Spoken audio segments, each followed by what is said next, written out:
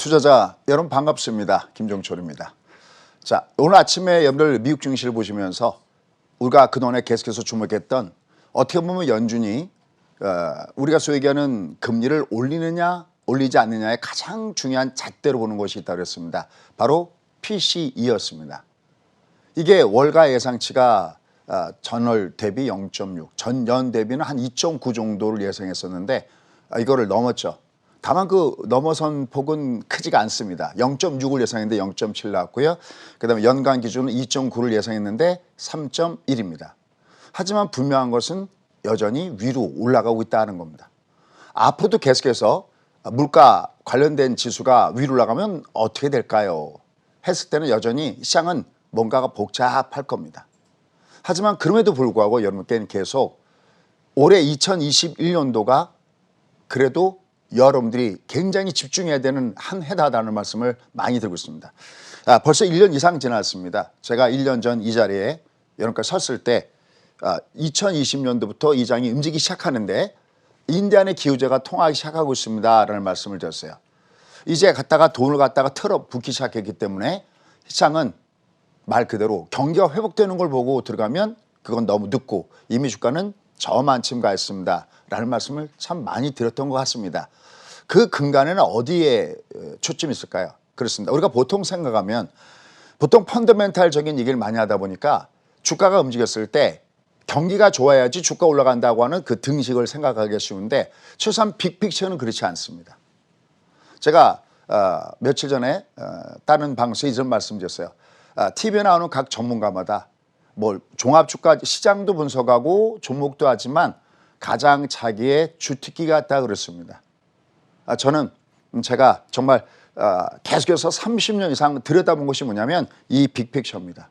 왜냐하면 이걸 몰라서 이걸 놓쳐서 실수할 때가 많았거든요. 저 밑바닥에 갖다가 놓고 쉽게 해서 9.11 테러가 터졌을 때 저 밑바닥에 놓고서 매도를 때린다든지 이런 경우도 허다하게 많았기 때문에 그렇습니다. 항상 여러분께 실패해서 배우는 성공학 그러면서 아침에 이 시간을 지키는 여러분과 함께 제가 갖고 있는 그 실패담을 어떻게 보면 털어놓는 고해성수의 시간이다라는 말씀을 이렇게 드리고 있습니다. 그걸 여러 번 경험하다 보니까 아무리 둔해도 이게 빅피처가 중요하구나. 그걸 우리가 뭐라 하냐면 탑다운 방식이다라고 합니다. 반대로 워렌 버핏처럼 종합은 볼 필요가 없어. 그냥 내가 좋은 종목을 찾아서 그거를 바이 앤 홀딩 그냥 쭉 가져가면 그게 수익이 나. 이걸 우리가 바텀업이다라고 합니다. 물론 각자의 장단점이 있습니다. 그러나 우리한테 맞춤. 그러니까 우리가 어떨 때는 신용도 써야 되고 그렇죠. 어떨 때는 돈을 빌려와서 또 여러분들 보시면 아마 스타롱 같은 거 빌려서 하시는 분들도 계시잖아요. 이런 분들은 그냥 무조건 길게 가면 그게 좋다? 그렇진 않습니다. 많은 분들이 장투가 좋다. 물론 장투가 좋죠. 저희도 갖고 있는 종목을 보면은 예를 들어서 카카오 같은 종목 벌써 한 3년 이상 갖고 있습니다. 그런데 사실 우리나라 시장에서 미국처럼 그렇게 길게 바이놀드로 갖고 갈 수 있는 종목을 많이 꼽아라 그러면 미안한 얘기지만 채 5%도 되지를 않습니다.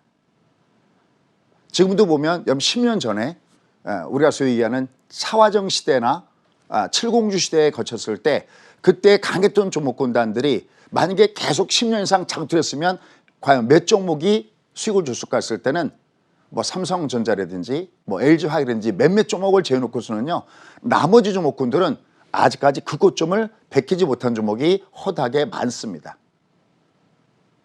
그러니까 내가 매매할 때 중요한 것은 한번 털 때는 털어줘야 되고 밀어붙일 때 밀어붙여야 되는데 그 그림을 우리는 빅픽처다라고 얘기를 합니다. 그럼 그 빅픽처에서 가장 중요한 그림은 뭐냐면 바로 돈줄입니다. 우리가 실적 장세 때 주가가 위로 가는 것보다 유동성 장세, 우리가 돈빨로 올라간다고 그러는데 이때 올라가는 것이 가장 크다는 것을 이번에 꼭 기억하십니다. 우리가 지나간 거라도 지금 공부해야 되는 이유는 어디 있을까요? 그렇습니다. 이것은 사이클이기 때문에 다음에 또 온다는 거죠. 이번에 저희가 2030년도에 바닥을 잡을 때 그 바닥점도 사실은 2008년도 리먼 사태 때 그 리먼 사태 경험이 있었기 때문에 바로 요번에 이런 장세에서 얘기할 수 있었고요. 그 다음에 지금 이 장세에서 올라갈 때 여러분들 이런 얘기 많이 하죠. 올라가다 조금만 조정받으면 여러분 불안하시죠? 라는 얘기를 합니다. 근데 저도 옛날 같으면 벌써 다 포기했을 겁니다. 어유 이렇게 많이 올라갔는데. 근데 지금 이 장은 내가 포기할 수 없는 장세입니다. 왜냐하면 이게 2020년 작년보다는 안 좋은 장세지만 속시 먹기 힘든 장세지만 이게 점점 시간이 지나가는 뒤보다는 훨씬 낫기 때문에 그렇습니다. 그냥 콕 집어서 얘기한다면은 금리 인상하기 전까지가 가장 좋은 장세이기 때문에 그렇습니다. 누가 뭐래도 결국 주식에서 가장 크게 영향을 주는 것은 결국은 자금의 흐름이다라는 겁니다. 자, 그러면 오늘 여러분과 함께 특히 여러분 중에서 비투하고 계신 분들 또 영끌이라고 얘기하는 이분들 오늘 좀 강의를 주목해서 들어야 될 내용들이 있으니까 꼭 한번 참조하시고요. 만약에 방송하다가 부족한 부분들은 역시 오늘도 10시 반에 여러분과 함께 만나 뵙도록 하겠습니다. 자, 그러면 지난주 한번 보도록 하겠습니다. 지난주에 보면은 나름 괜찮았죠. 그죠? 주가가 움직이는 그 상황이 나름 괜찮게 움직였었습니다. 대략 주가가 코스피나 코스닥이나 1%씩 상승했습니다. 그런데 지난 주말 아주 의미 있는 모습을 줬습니다. 얘가 다시 20선 위로 이렇게 올라왔습니다. 여기도 20선 위로 이렇게 위로 올라갔습니다. 보통 우리가 주시장을 얘기할 때 강할 때는 5와 20보다 위에 있을 때 우리가 이것을 올킬이라고 하는데 결국 주가가 올킬 구간에 들어와 있습니다. 5와 20 구간에 들어와졌습니다. 그러면 이건 뭐냐면 알았다. 얘가 물론 이제 올라가면 중방 직고라고 해서 올라가면 직전 고점대 매볼은 어김없이 나옵니다. 근데 하나 주목할 것은 뭐냐면 여전히 얘는 탄력이 있구나. 특히 코삭을 한번 보시면요. 코삭은 지금 계속 어디에서 뜨고 있냐면 요거 120과 240 우리가 마틴 구간이라고 하죠. 여기서 어김없이 주가가 올라가고 있습니다. 그러니까 여러분께 계속해서 말씀이지만 주가가 밑으로 내려갔을 때는 도망가지 마시오 그래요.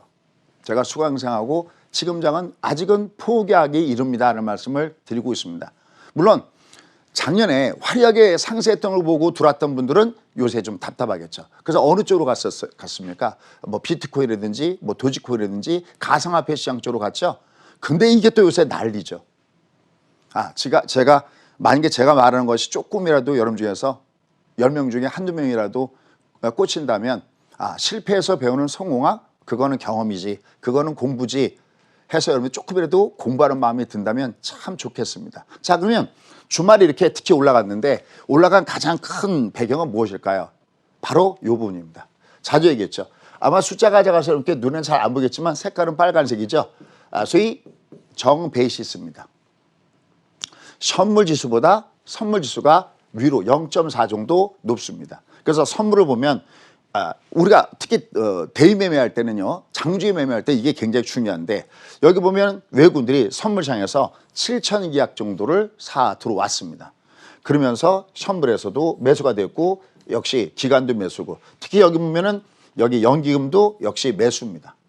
또 코삭도 보면은 여기 기관과 일반 그다음에 또 연기금도 매수가 들어오면서 이렇게 끌고 왔습니다. 그래서 이게 단기적인 부분에서는 계속 선물을 봐야 되는구나 라는 겁니다. 자, 그런데 더 큰 게 있습니다. 자, 지금부터 여러분들이 뭐 이건 아니더라도 머릿속에 딱 넣고 항상 빅픽처의 그림을 볼 때 제가 어떤 그림을 보고 있는지 또 이렇게도 누차 말씀드렸으니까 보시면 좋을 것 같습니다. 자, 이렇게 이런 말씀 드렸어요. 우리가 조정을 받고 싶어도 또 우리가 다소 미국 시장보다는 늦게 가니까 각각가 다 디커플링 이렇게 표현하는데 조금 늦게 갈 뿐이지 최소한 우리는 미국 시장과 커플링으로 움직이고 있습니다. 언제까지는 그 선을 가른 것은 최소한 테이퍼링을 시작하기 전까지는 그렇습니다. 그러니까 미국 증시가 계속 올라가는데 우리가 계속 밑으로 내려가는 소위 갈라지는 이런 현상은 나타나지 않습니다. 다이버전스 현상은 나타나지 않는 거죠. 다만 테이퍼링 된 이후에는 달라질 수가 있습니다. 왜냐하면 한마디로 연두면 테이퍼링 이후의 현상은 아까 제가 가장 중요한 것이 돈의 흐름이다라는 말씀을 드렸었는데 이 돈의 흐름이 어떻게 보면 저금리를 중심해서 막강한 달러가 전 세계 시장으로 펼쳐나가는데 테이퍼링이 되는 걸 보면서 이제 서서히 어떤 자금들이요. 특히 헤지펀드의 자금들은 다시 본국으로 송환될 가능성이 굉장히 높다는 겁니다. 여러분들 우리가 보통 테이퍼 텐트럼 무슨 소리입니까? 긴축 발작이라는 얘기죠. 미국의 달러 가치가 높아지고 미국의 금리 인상할 가능성이 높았을 때 신흥국 시장은 어떻게 된다는 겁니까? 순간 싱크홀이 생긴다는 거죠. 자금이 빠져나간다는 거죠. 그러니까 굉장히 주목해서 그 흐름을 우리가 눈여겨봐야 된다는 겁니다. 그러니까 테이퍼링에 의한 그런 효과 이후에 주가가 너는 너 나는 너 이렇게 갈라지는 어떤 디커플링은 나타날 수 있지만 아직은 그건 아니죠. 실제로 나온 것도 아니니까. 또 실제적으로 테이퍼링 얘기가 나온 다음에 테이퍼링 실시될 때까지는 아무리 빨라도 최소한 6개월 정도는 걸린다는 겁니다. 그럼 우리는 아직까지 우리에게는 시간이 있다는 거죠. 그러면 지금 시장에서 가장 중요한 것은 역시 뭘까요? 그렇습니다. 일단 미국이 사라져야 됩니다. 자, 그림 한번 보시죠. 자주 얘기했던 건데. 여기서 중요한 게 있습니다. 10시 반에는 제가 좀 이런 걸 좀 설명을 많이 하려고 그러는데 오늘은 주로 뭐 펀더멘탈 쪽 아니면 시간 되면 제가 국제 정치 쪽 이쪽을 얘기하고요. 10시 반부터는 이걸 가지고 차트 쪽으로 어떻게 더블 체크하는지를 한번 말씀 좀 드려보도록 하겠습니다. 이렇게 보시면요. 보는 방법은 간단합니다. 지금 화면에 뿌린 것이 그냥 일봉 차트에다가 더블 차트를 씌워놨습니다. 그럼 여기 보시면 중간에 음봉이 나오죠. 여기 음봉이 이렇게 나옵니다. 여기도 중간에 이렇게 음봉이 나옵니다. 근데 중요한 특징이 있습니다. 뭐냐면 이쪽이 길죠. 우리 이것을 롱이라고 하죠. 조정받아도 이쪽이 길죠. 이쪽이 여전히 롱이라고 합니다. 주가는 위에서부터 소위 쪽박으로 꺾어져 갔을 때 소위 우리가 얘기하는 스마트머니가 돈이 빠져나가는 거를 우리가 여기서 감지하는 방법이 3가지 3단계였습니다. 그 첫 번째가 뭐냐면 항상 언제든지 시장을 빠져나갈 때 이런 식으로 죽지는 않습니다. 이런 식으로는 죽지는 않아요.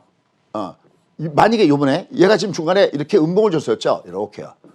이건 오히려 매수의 찬스지 매도의 찬스가 아닙니다. 여러분들 이런 얘기를 합니다. 우리 몸의 상태에 따라서 아무리 감기 바이러스가 들어가더라도 내가 건강할 때는 어떻게 합니까? 감기에 걸리나요? 감기 걸리지 않습니다. 근데 뭐 컨디션이 좀 나쁘고 몸이 삭혔을 때는 똑같은 감기 바이러스에도 우리가 감기에 걸리듯이 항상 현재 주가의 위치에 따라서 다르다는 겁니다.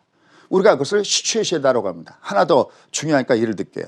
우리가 똑같은 정장 양복을 갔을 때 욕을 먹을 때가 있을 겁니다. 언제일까요? 그렇습니다. 야, 우리 운동장에 모여갖고 우리 족구 대회 하자, 축구하자 그러는데 누군가가 넥타이 딱 메고 밑에 구두 신고 오면 그건 잘못된 거잖아요. 반면에 시장 갈 때나 예의를 차릴 때는 정장에 넥타이를 메고 와야 되잖아요. 그죠? 이게 시츄에이션입니다. 무슨 말씀 드리고 싶으냐면 똑같은 테이퍼링 얘기가 나오고 좀 이따가 아까 제가 영끌 쪽 특히 주목해서 오늘 시장 좀 보셔야 된다는 말씀을 제가 드리고 있는데 상황에 따라 다릅니다. 만약에 지금 바이러스가 침투했을 때 이 시장은 병들어서 죽을 장인가? 아니면 여전히 기초체력이 튼튼한 장인가? 이게 정말 중요합니다. 이걸 두 개를 놓고 해야 돼요. 그래서 똑같은 악재인데도 어떨 때는 그때가 저점 매수와 찬스가 될 때가 있고요. 똑같은 호재일 때도 어떨 때는 그것이 매도 찬스가 될 때도 있다라는 겁니다. 우리가 그것을 시츄에이션이다라고 합니다. 현재 시츄에이션은 얘가 꺾일 수 있는 부분이 아닙니다. 만약에 그냥 뭐 복잡하지도 않습니다. 얘가 그냥 그림 공부라고 합니다. 제가 보통 그림 공부요. 얘들이 빠져나갈 때는요. 지들이 워낙 큰 돈이 있으니까 얘들은 먼저 빠져나가는 특징이 있고 빠져나갈 때 얘들은 흔적을 남깁니다. 아무리 저기 하려도 흔적을 남깁니다. 일단 자금이 크다는 것이 문제입니다. 이렇게 안 끝나고요. 얘가 끝날 때 어떻게 끝나냐면 이렇게 올라가다가 얘가 이렇게 내려오잖아요. 만약에 내렸다 칠게요. 그러면 다시 또 이렇게 올라가겠죠. 이렇게 위로 간 다음에 위에서부터 낮아지는 이 현상, 우리가 이것을 로우 캔들이라고 그래요. 이건 주가가 꺾어질 때 이미 고점을 돌파했죠. 이건 하이 캔들입니다. 미국은 현재 상태에서 얘가 그냥 꺾어져 들어가지 않습니다. 그럼 아침에 이 방송을 드시면서 여러분 중에서는 아마 이런 식으로 또 하시는 분 계십니다. 아유, 뭐 차트 분석이야? 또 이렇게 할 수도 있습니다.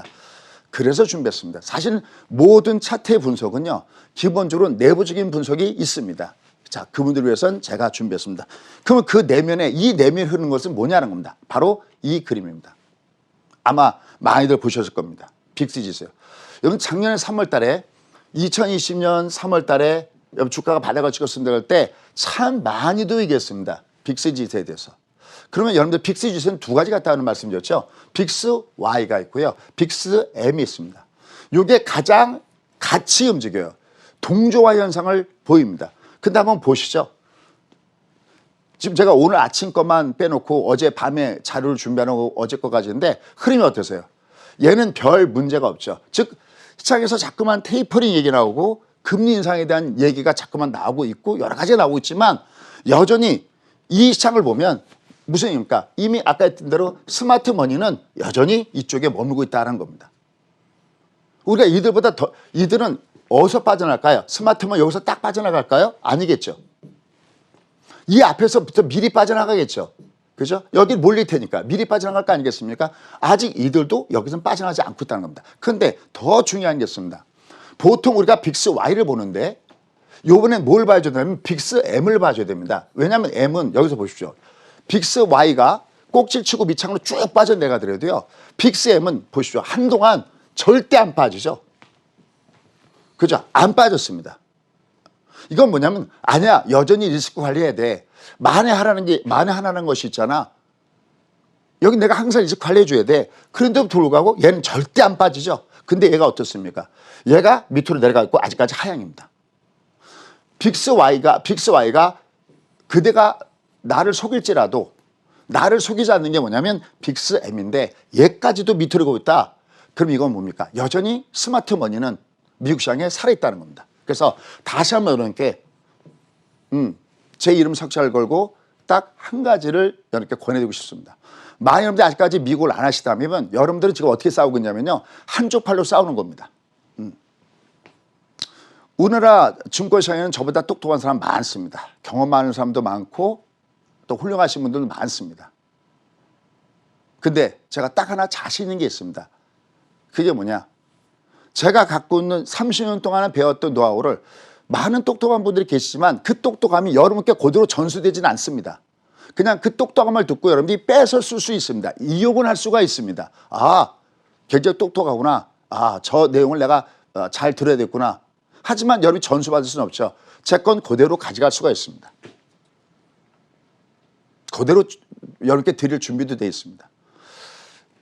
요번에 2020년도에 여러분이 바닥점을 잡는데 만약에 놓쳤다면은 이 빅스 지수는 꼭 여러분들이 잘 거를 남겨 놓으십시오. 그럴 때 특히 여기 보면 이걸 음포소이라고 그러는데 이렇게 양봉 하나 준 다음에 이렇게 장대 음봉을 줬죠. 이건 우리가 종목에서도 무지하게 씁니다. 어떤 종목이든요. 저희가 갖고 있는 그 어떤 종목도 이건 내가 정말 계속해서 가져가야지라고 했던 종목군들도 요게 나올 때 거의 때리면요. 정말 10중 8구 맞습니다. 여러분들 주창에서 보는 육각형 신호 있죠. 이렇게요. 여기에 따라 매도 신호라 때려라. 이거 저희 겁니다. 이거 특허받은 차트입니다. 여기에 일봉이 있고 여기에 주봉이 있고 여기에 월봉이 있습니다. 이거는 오늘 10시 반에 요걸 한번 여러분 중에서 보니까 여기 무슨 뭐에 참여했던 분들은 무료 차트를 보는 것 같습니다. 무슨 다른 걸 얘기하는 게 아니라 그걸 그냥 무료로 즐겨 쓸 수 있습니다. 컴퓨터도 쓸 수 있고 스마트폰에도 쓸 수가 있습니다. 더블 체크라는 겁니다. 요걸 가지고 항상 여러분께 말씀을 드리는 거니까 꼭 보시면 좋습니다. Anyway, 어쨌든 지금 빅스지수는 여전히 뭐를 가리키고 있다? 나 아직 괜찮아. 나 돈을 아직까지 위험자산에 머물고 있어. 이겁니다. 그래서 다시 한번 이렇게 말씀드리지만 여기 만약에 내가 어차피 나중에 은퇴를 할 때 나는 내가 돈이 일하게 해야 되는 거거든요. 내가 계속 은퇴한 다음에 또 계속 매매 트레이딩 할 수는 없잖아요. 그죠? 이번에 또 여름에 얼마나 많은 사람들이 지금 휴가를 갈까요? 저 미국 같은 경우 지금 특히 뉴욕 같은 경우는 드디어 이제 관광객이 다시 넘쳐 흐른다고 그러죠. 노 마스크잖아요.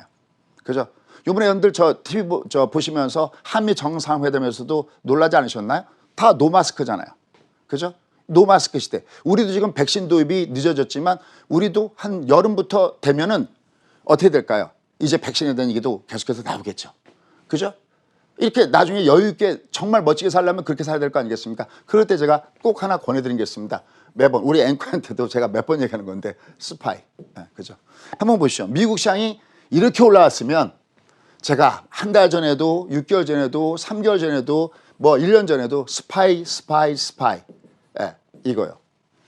굉장히 좋습니다. 꼭 얘를 주목하십시오. 내가 조금 능력이 된다면 얘보다 높은 게 있습니다. SPXL. 얘를 한번 꼭 보시면 좋겠습니다. 자, 어쨌든 지금 현재 시장에서 보시면은 빅스가 괜찮다. 그 다음에 하나 더 보는 게 있습니다.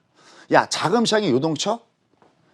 저는 주시장에서 가장 많이 분석하는 게 빅픽처의 흐름. 물론 종목을 분석할 때는 이 회사가 얼마나 성장성이 얇아지만 최소한 빅픽처의 흐름을 볼 때는 경기를 보고 판단한다? 늦습니다. 무슨 얘기냐면 경기 곡선 이렇게 해서 경기가 바닥을 찍잖아요. 이거 들어가면 늦게 들어갑니다. 왜? 주가 바닥 먼저 찍기 때문에요. 그러면 경기 바닥보다 먼저 오는 게 뭘까요? 돈 바닥입니다. 그 다음에 주가의 꼭지를 이제 경기가 꼭지 치니까 주식을 팔아야 됐자 이건 정말 위험하기까지 합니다. 경기가 꺾어지는 걸 경기가 돌아서는 걸 보고 들어가는 거는 최소한 내가 무릎에서 못 들어가더라도 허리 치면은 들어가는 거기 때문에 이게 먹을 것이 있거든요. 근데 만약에 주가의 꼭지를 펀더멘털이 꺾어지는구나. 전 그게 앞으로 굉장히 두렵습니다.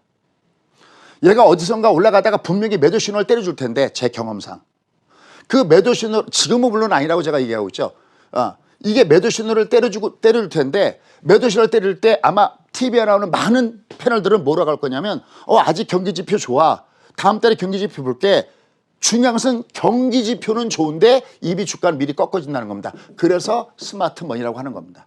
나중에 경기가 꺾어진 걸 보고 가려면 그 출구는 어떨까? 여러분들 극장에서 불이 났을 때, 극장에서 사이렌 울렸을 때 그 출구에는 얼마나 많은 사람들이 몰려있을까요? 미리 공부하지 않으면 당한다는 겁니다. 오히려 경기가 좋은데 주가는 꼭질 친다는 걸 사실을 꼭 염두에 둡니다. 그러니까 저는 자금시장의 흐름을 볼 때 또 하나 보는 지표가 뭐냐면 HYG입니다. 이것도 몇 개월 됐죠? 지금 오늘까지 한 3-4번 정도는 이렇게 소개 말씀드린 것 같습니다. 이게 뭡니까? 소위 트리플 B 이하의 우리가 얘기하는 트리플 B 이하의 투기 등급의 그 채권들을 모아놓은 ETF가 바로 이 HYG죠. 얘가 어떻습니까? 얘는 주식하고 동행하고 있습니다. 아직 충격파가 없습니다. 그러니까 나는 여전히 얘가 견조한 이유는 아까 제가 더블 체크라고 그랬죠.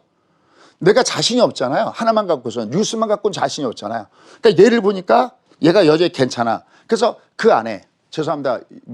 여러분들 오해 없이 들으시기 바라겠습니다. 어떻게 보면 이걸 우리 여성분들의 화장빨이다. 참 예쁜데 화장빨이라고 본다면 속 안에 얼마나 건강한데 건강 미인이니 안을 들여다볼 때 뭘 보냐면 빅스 지수와 그다음에 HYG 요게 기본이라는 겁니다.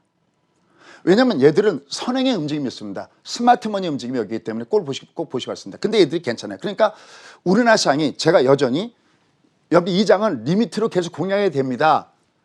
이 장은 작년 장은 다릅니다. 작년 장은 스트레이트로 쫙 몰아가는 장이고 지금 뭐냐면 그때는 그냥 가지고 가는 장이었어요. 그래서 저희 수강생하고의 전략은 뭐냐면 배당 받으세요가 그냥 작년에 기본적인 전략이 할 게 없었어요.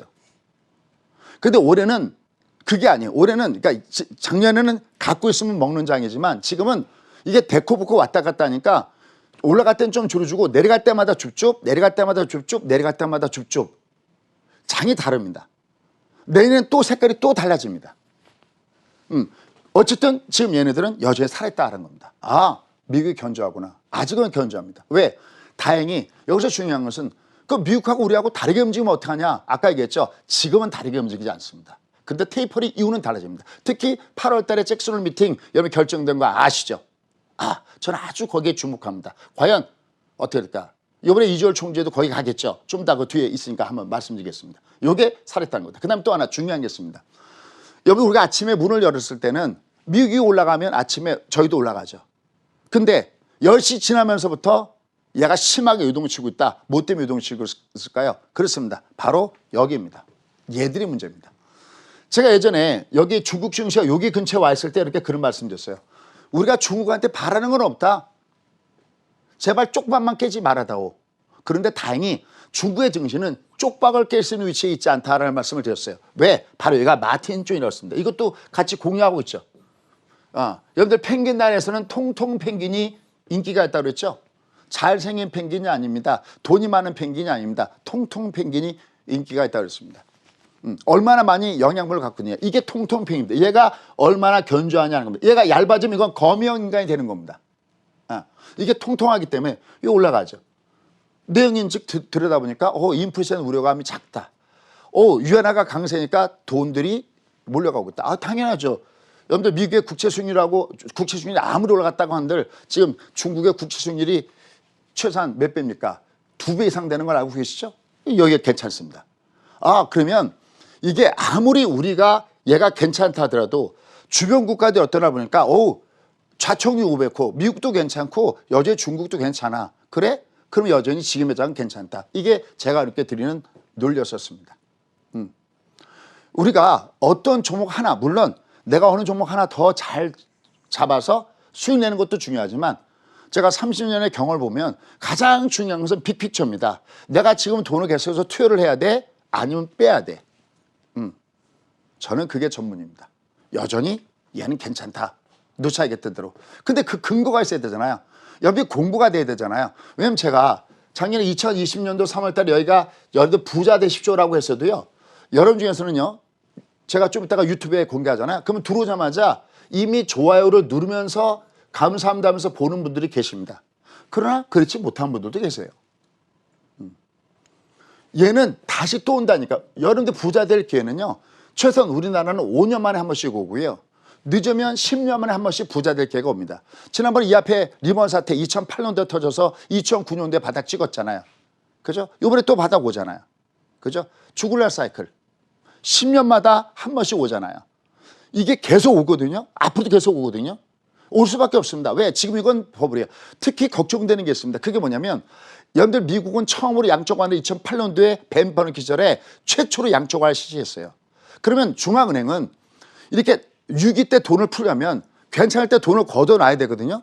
근데 2008년도에 금융위기가 온 다음에 막 돈을 걷어들이는 그런 찰나에 금리도 좀 올리고 걷어들이는 그런 찰나에 또 뭐가 터졌습니까? 2020년도 블랙스완이 터져버린 겁니다.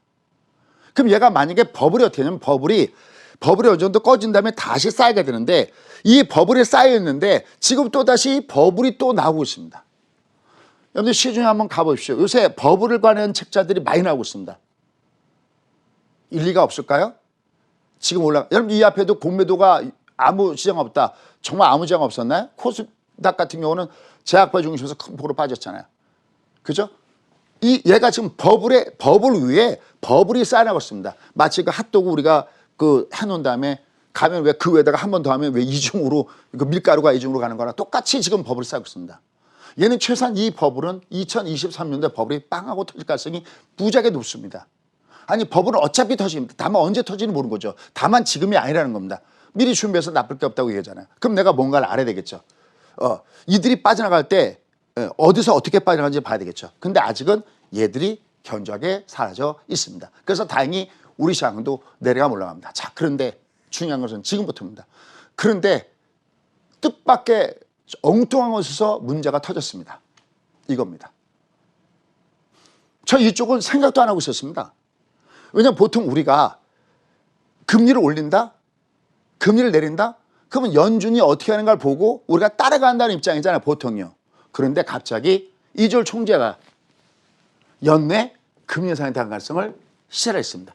이게 굉장히 심각합니다. 지금 시간이 많이 걸려서 과연 제가 얼마나 설명할지 모르겠지만 한 5분 정도만 더 설명하고 안 되는 건 좀 이따 유튜브에 설명할게요. 이게 왜 문제가 되느냐. 그 다음에 그럼 지금 당장 다 털고 도망가야 되느냐. 그래서 오늘 타이틀은 이 앞에 이렇게 정했습니다. 가슴이 아픕니다.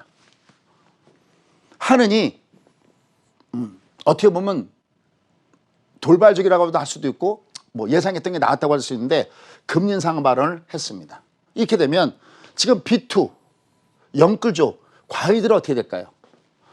2021년도에 여러분들 우리가 왜 고시 같은 거 준비할 때 머리띠 메고 뭐 하잖아요. 지금 이 방송을 듣고 있는 B2를 쓰시는 분들, 영끌분들은요. 2021년도가 정말 총력전을 펼쳐야 될 중요한 시기다는 것을 미리 이렇게 말씀드립니다. 참 가슴이 아픕니다.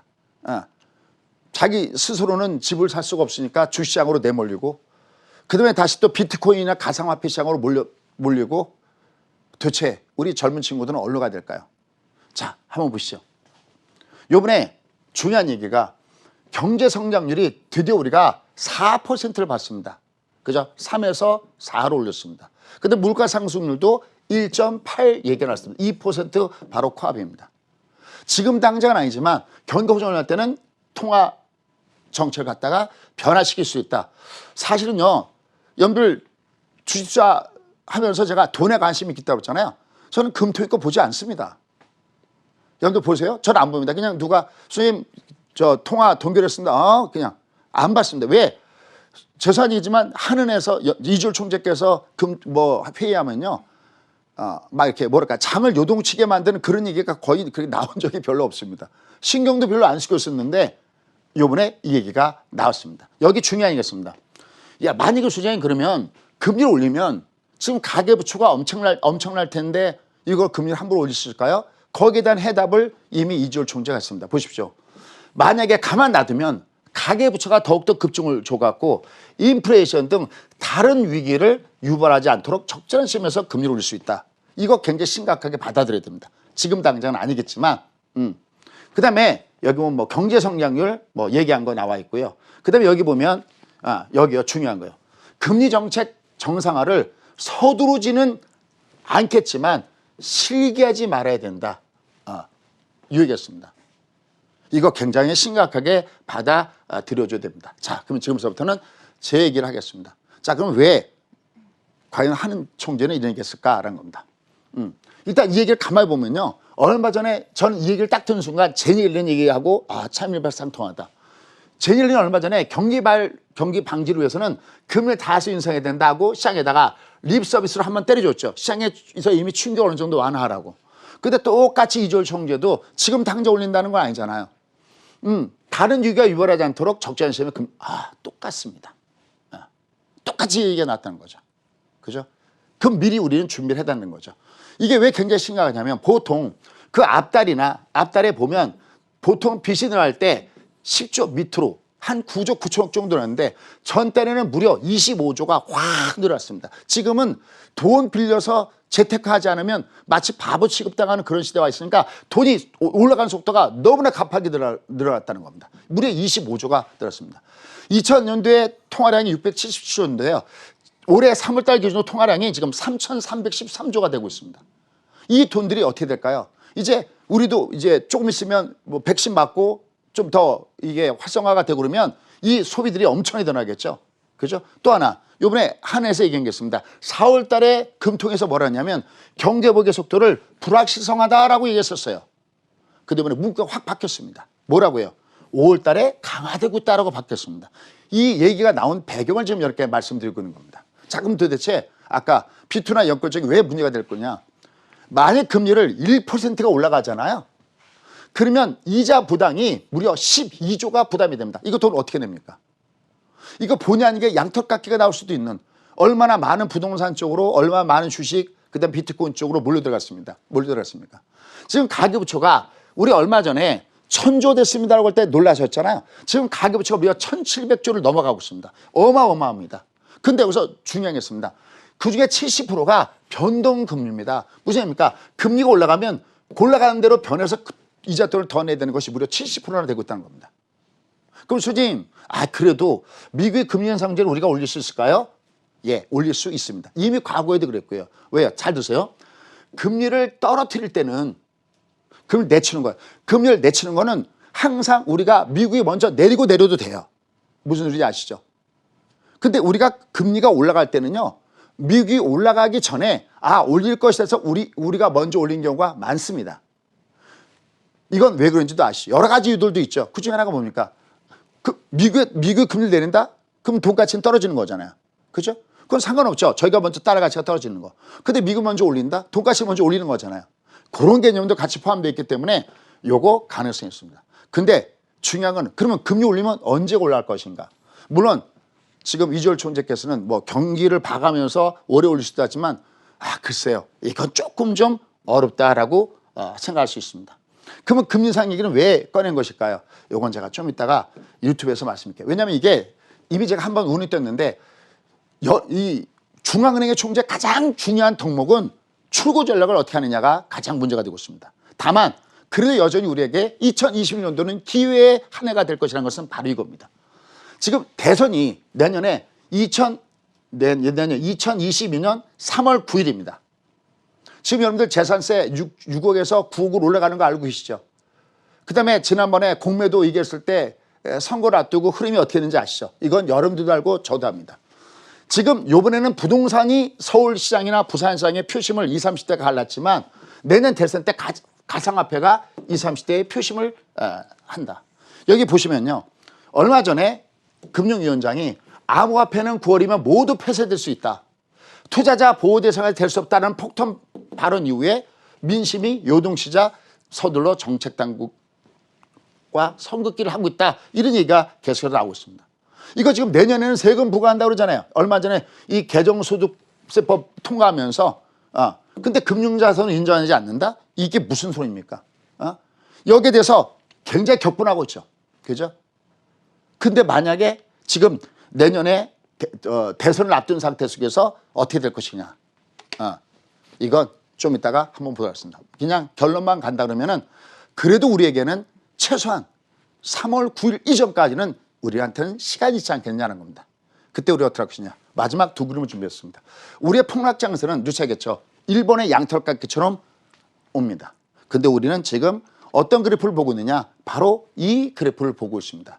아직까지 그래도 영끌 쪽 그다음에 B2 이런 분들한테 아직은 1년이라는 세월이 남아 있습니다. 이번에 2021년도 특히 내년 대선이 끝난 다음에 그때요. 글쎄 그때 정말 I don't know, you don't know가 될 가능성이 높다는 것을 염두에 두시고 보시면 좋겠습니다. 좀 더 자세한 사항은 좀 이따 유튜브에서 한번 찝어보도록 하겠습니다.